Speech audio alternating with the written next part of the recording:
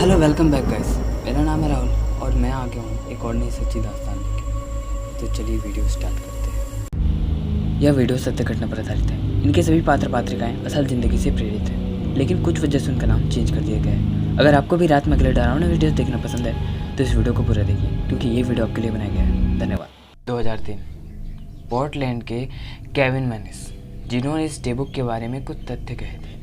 उनके अनुसार इस कैबिनेट की बनावट एक बक्से जैसी है, जिसमें स्टोन की खूबसूरत बनावट है, कुछ ऐसी कारीगरी कि लगे पुराने गुजरे इतिहास को बयां कर रही हो। और इनके पुराने ओनर का भी कहना है कि घर में इस बक्से के आने से घर का इन्वायरमेंट एक नेगेटिव वे में चले जाता है और थोड़ा अजीबोगरीब हो जाता है। एक ऐसी ओनर की कहानी मैं आपको सुनाने वाला हूँ। तो चलिए इस जर्नी की शुरुआत करते हैं।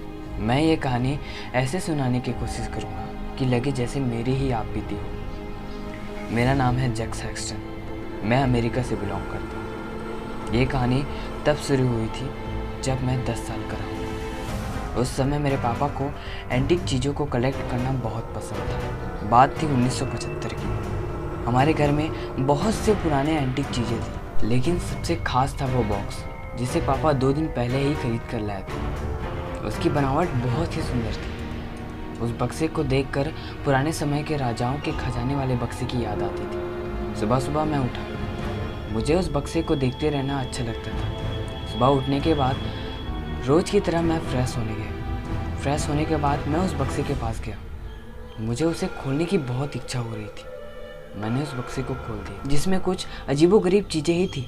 मुझे लग रहा था उसमें कुछ राजा महाराजाओं की कीमती चीज़ें निकलेंगी। सब नॉर्मल ही चल रहा था। फिर उस रात हमारे घर का एनवायरनमेंट एकदम ठंडा रहने लगा। ऐसा लग रहा था कि हमारा घर किसी ठंडी जगह पर है। रात को सोते समय लगता था कि कोई हमें देख रहा है। सुबह उठने के बाद मेरा रूम का सामान बिखरा पड़ा दिखाई देता था और मम्मी पापा आकर मुझे ही डांटते थे कि तुम अपना सामान संभाल कर नहीं रख सकते। मैं चुपचाप सुन रहा था। ठीक उस रात मेरे साथ कुछ और अजीबोगरीब घटना हुई। मैं सो रहा था। मेरे सपने में ऐसा लग रहा था कि मुझे कोई मेरा गला दबा रहा है, मेरा दम घुट रहा था। फिर अचानक मेरी आँख खुलती है। मैं देखता हूँ कि मैं अपने बेड से नीचे पड़ा हूँ। मुझे ज़ोरों से प्यास लग रही थी। पानी पीने के लिए मैं मम्मी पापा को उठाने के लिए जाता हूँ। जहाँ मैंने जो मंजर देखा वो आज तक मेरी आँखों में बसा है, जिसे मैं कभी भूल नहीं सकता।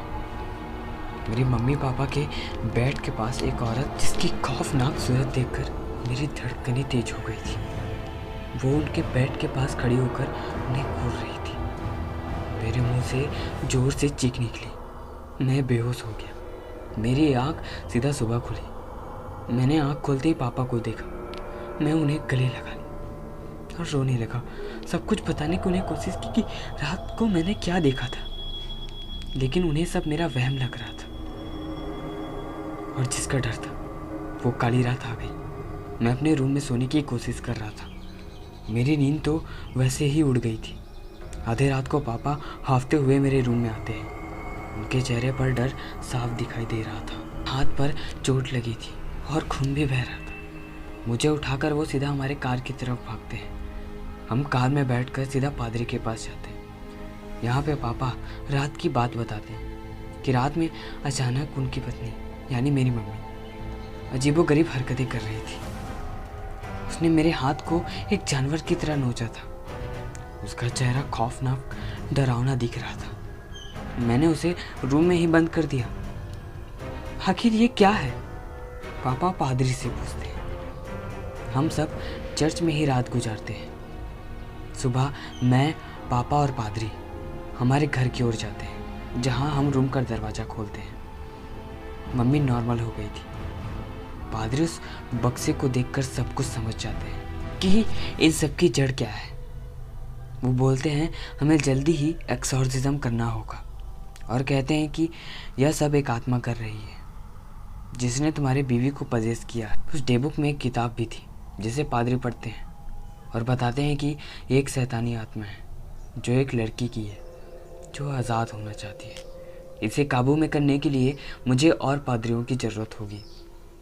हमने उसी रात एक्सॉर्सिज्म की प्रक्रिया स्टार्ट कर दी। बहुत डरावने मंजर और मशक्क़त के बाद उस आत्मा को उन्होंने उस बक्से में कैद कर लिया और उसे कहीं दूर जंगल में जाकर दफना दिया। सो गाइस, वीडियो आपको कैसा लगा ज़रूर कमेंट करके बताइए। अच्छा लगा तो लाइक कीजिए। अगर आप हमारे साथ बने रहना चाहते हैं तो हमारे चैनल को सब्सक्राइब कीजिए। और हाँ, अगर आपके पास भी कुछ ऐसी ही सच्ची डरावनी कहानियाँ हैं तो इसे हमारे इंस्टाग्राम आईडी पर सेंड कीजिए। हम इसे सबके सामने लाने की कोशिश करेंगे। धन्यवाद।